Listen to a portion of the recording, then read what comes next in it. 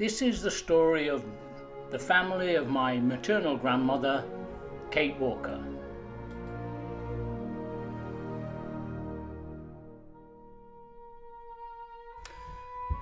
I'm starting in the 1830s and 1840s because before that I had very little or nothing to go on.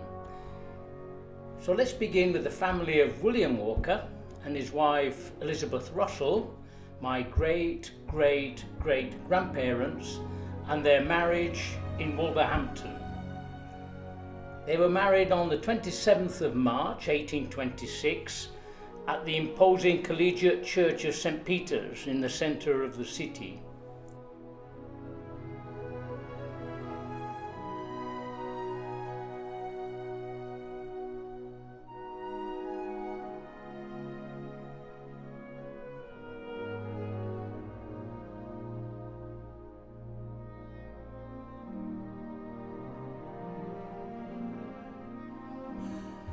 William and Bessie went on to have 10 children, 4 of whom died, which was normal in those days when the infant mortality rate was around 40%.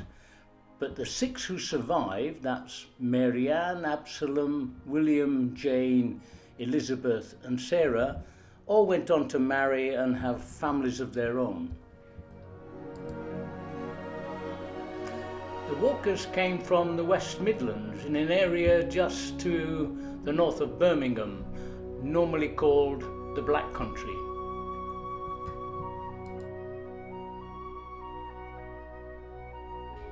William was born in the small rural town of Much Wenlock and later moved into the industrialised area of the Black Country as a young man looking for work. He was born in 1805, the same year as the Battle of Trafalgar. Elizabeth, or Bessie as she was usually called, was born in Pelsall in 1807, a small industrial town to the north of Wolverhampton. They lived for a couple of years in Pelsall, but then they moved to Bilston, where they lived for around 6 or 7 years, until between 1836 and 1839, when they moved on to the town of West Bromwich.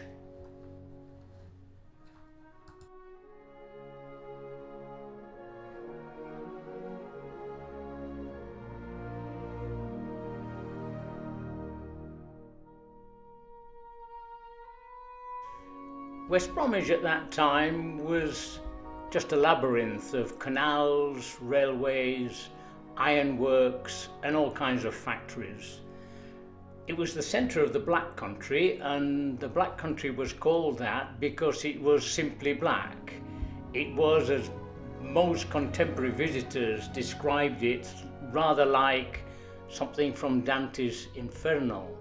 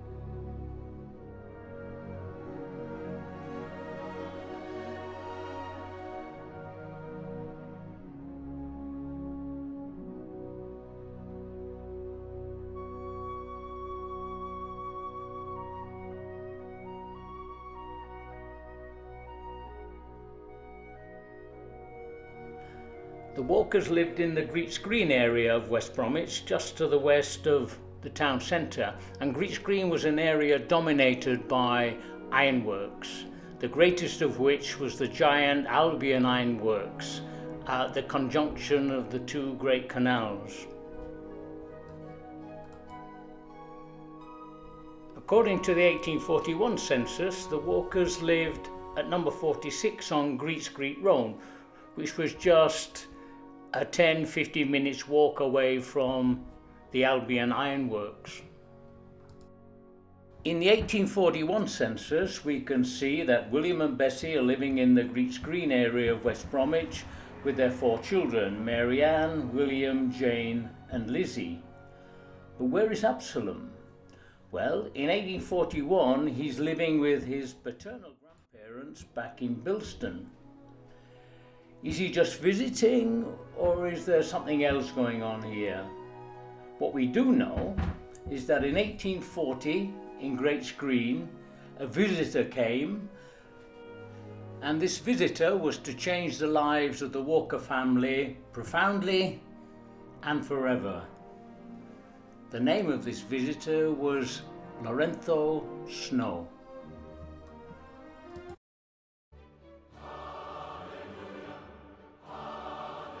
Lorenzo Snow was an evangelical member of the then newly founded Church of the Latter-day Saints, more popularly known as the Mormon Church.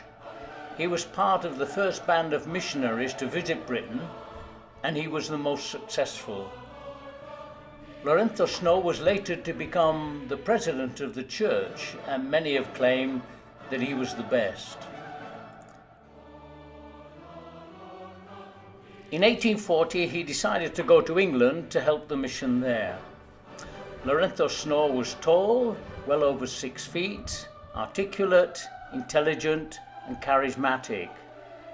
His missionary work in England began in the West Midlands, where he worked around the Birmingham area, and in one place in particular he had great success, and that place was Greats Green in West Bromwich. In a report in the Millennial Star, the official Mormon newspaper in America, it was reported that Lorenzo Snow had baptized now 40 members of the church in Greats Green, and almost certainly amongst those 40 were the members of the Walker family. The activities of Lorenzo Snow were soon brought to the attention of Brigham Young, then in Liverpool, who decided that Lorenzo Snow was just the man to take over the recruitment campaign in the capital in London. As you can see from the photo, Brigham Young was not a man to be messed with, but he did recognize talent when he saw it, and in sending Lorenzo Snow to London he didn't hesitate. From a letter that Lorenzo Snow sent to Brigham Young in February 1841, we can see from the outside of the letter that it was stamped West Bromwich, and inside the letter it is headed Greats Green.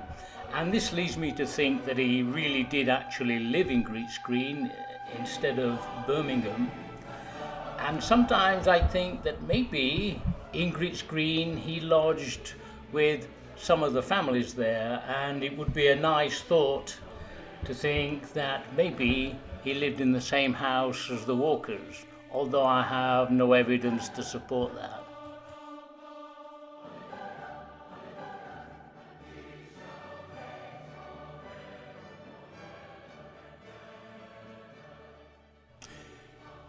As we've said before, not every member of the Walker family became a Mormon.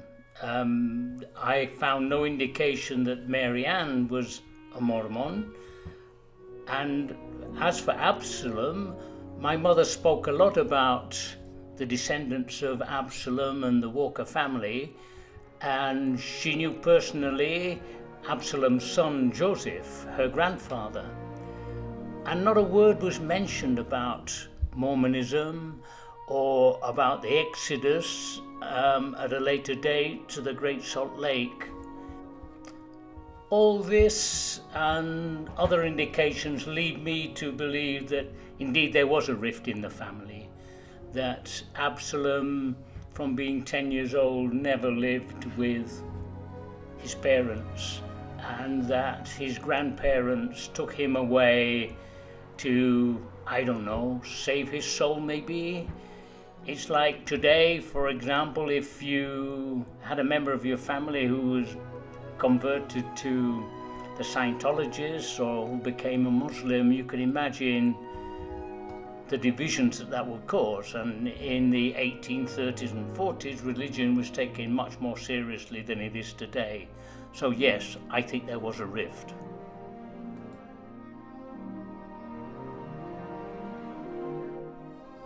Back in West Bromwich, the Mormons were going from strength to strength, so much so that by 1850 they were able to open a temple in appropriately named Temple Street.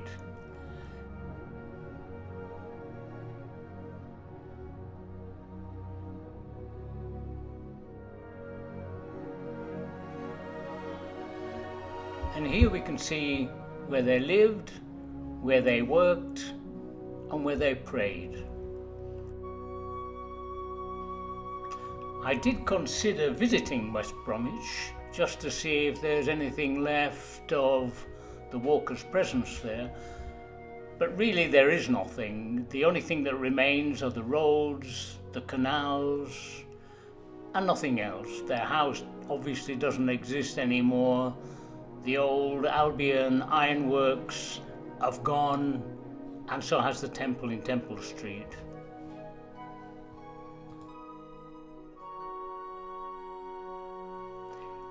Here's an old aerial photograph of the grease screen area taken in around the 1920s, 1930s, and you can see Grease Green Road running diagonally across the bottom of the picture, and the Walker's house would be sort of halfway along that.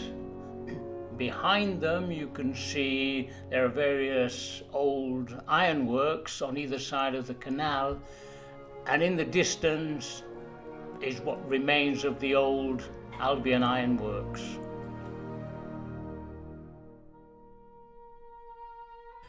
For the Walkers in the 1840s, life went on. Bessie gave birth to 3 more children. First was Sarah in 1842, and then Lorenzo in 1844, who was obviously named after their great friend and saviour Lorenzo Snow.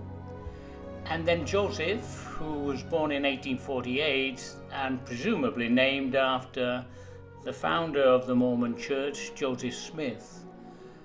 Both the boys died in infancy.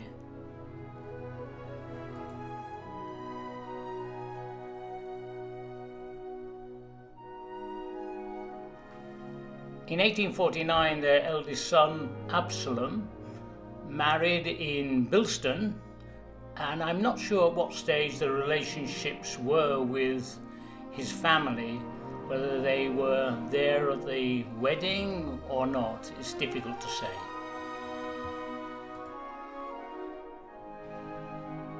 In the 1851 census, we can see that William and Bessie are still living there with their children, William Jr., with Lizzie and with Sarah, and still living was young Joseph, who was to die later in the year.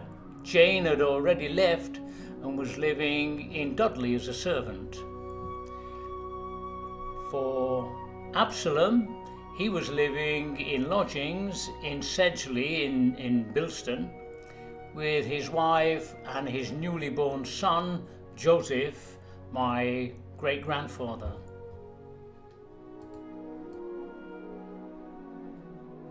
In 1852, William Jr. married Sarah Harvey, and the following year they had a daughter called Lorenza, which shows that they were still very much Mormons. But Lorenza died the following year. In 1853, Jane married Charles Pinter Webb in nearby Dudley, and what is interesting about her marriage certificate is that one of the witnesses is her sister Mary Ann, who is now called Walters, and her husband. This suggests that between Marianne and the rest of the family, things were not quite as bad as they were between Absalom and the family. Also interesting on the wedding certificate is the fact that of the 4 people mentioned, only one of them, that's Charles Webb, was capable of writing their own name. In 1854, Jane and Charles had a daughter called Rosina, who unfortunately died the same year. And then in 1857, they had another daughter called Emily, who is the little girl that we can see in the picture. And so it was until the dramatic year of 1860. It was in 1860 that William and Bessie made the bold decision to uproot their family, leave Greets Green, and cross the Atlantic to start a new life in the new Zion of the Mormons in the area of the Great Salt Lake in the west of America.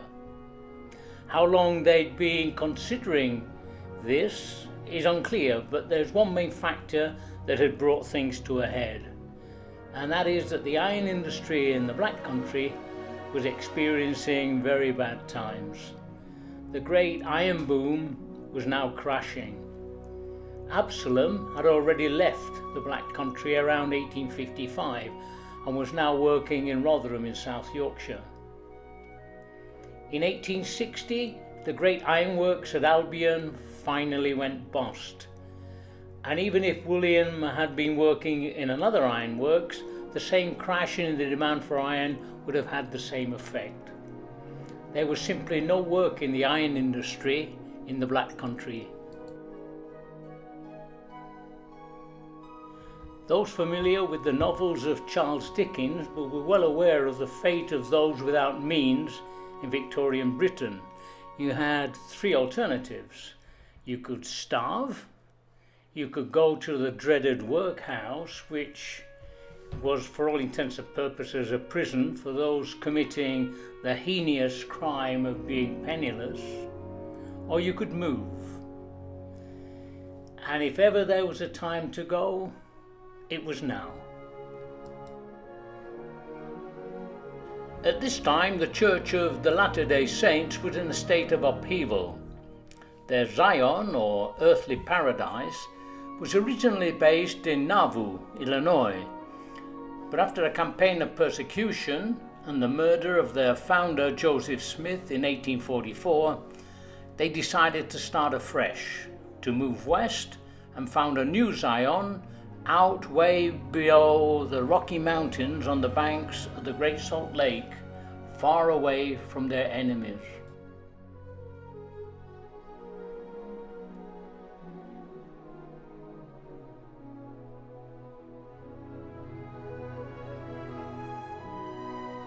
In addition to the movement of American Mormons, it was decided to move thousands of foreign Mormons, and mainly British Mormons, to this new Zion. By decided, what I really mean is that Brigham Young had decided. He was now the man to make the decisions, for good or for bad. He was to be the Mormons' new Moses.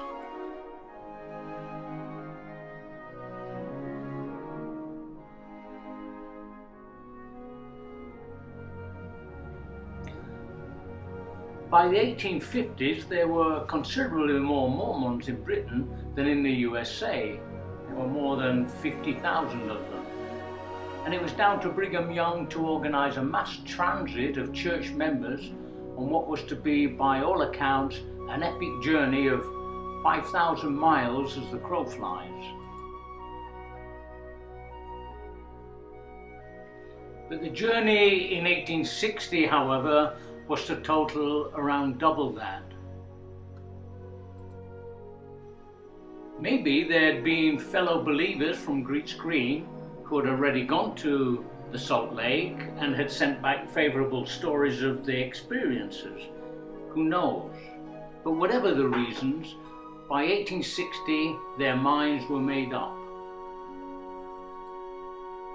Of the Mormons in the Walker family, William Jr. had already married and had decided to stay. So the voyagers were to be Jane, her husband Charles and their 2 children, Emily and the newborn son Charles Moroni, Lizzie, Sarah, and of course their parents William and Bessie.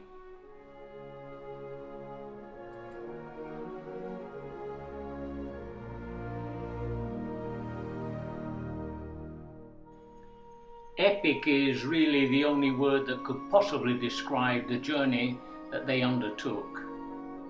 First was the train journey from West Bromwich to Birkenhead, and then by ferry onto the Liverpool docks.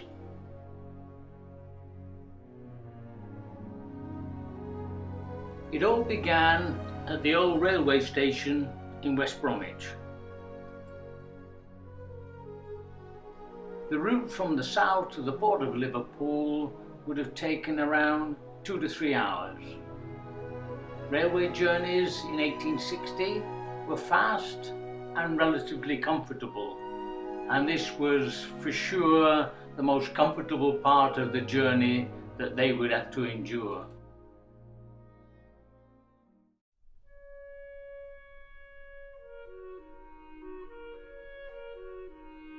In 1860, all the passenger trains for Liverpool docks arrived at the Monk's Ferry station in Birkenhead.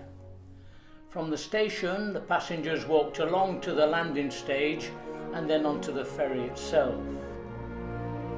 This is an aerial photo of the then abandoned Monk's Ferry station taken in around the 1930s. The station has gone, but you can still see the walkway to the right leading on to the landing stage.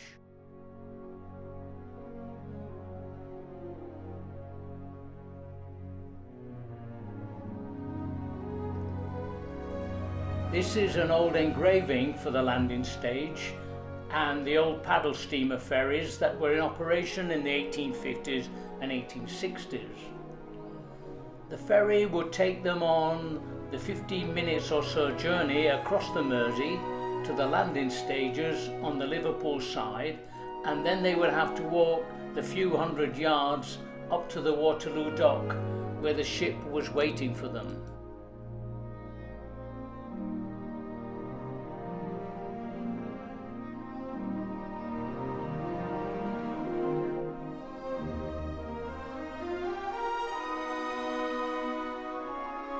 I was curious about the old landing stage at Monk's Ferry, so I went on to Google Maps to see what was left.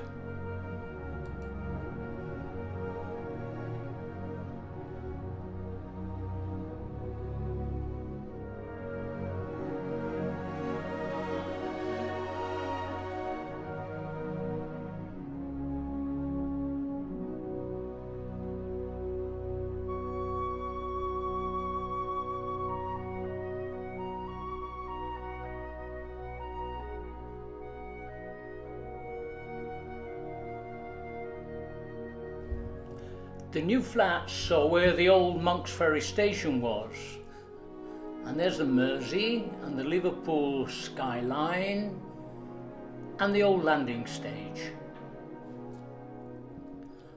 I decided to go and have a look for myself.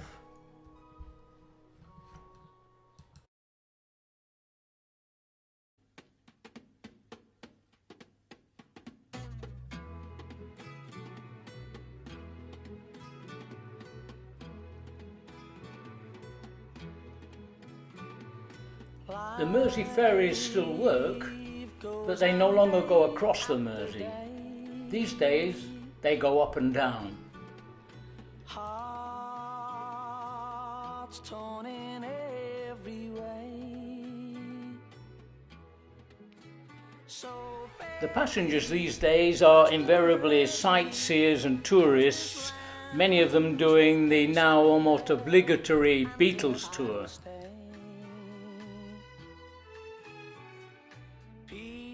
Because that's what Liverpool is famous for these days. The Beatles, each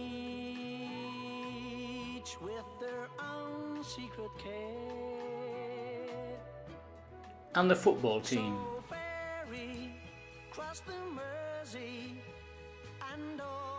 But in the second half of the 1800s, it's estimated that around 8 million people emigrated from Liverpool docks, looking for a new life in the Americas and in the distant parts of the old empire. How many thousands of those walked down this slope to catch the ferry across to the docks is difficult to say. So I'll continue to say, here I always will stay. So once across the Mersey, the walkers were in a new world. This was Liverpool, with all the hustle and bustle of one of the busiest ports in the whole world.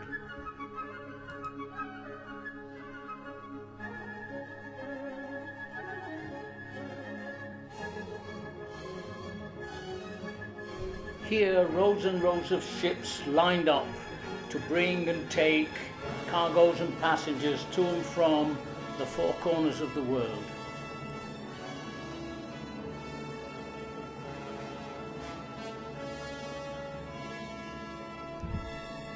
At the docks, the walkers had to meet up with the other 400 or so Mormon voyagers that were in their group, and there they had to get their instructions on what to do and what to expect in the journey ahead.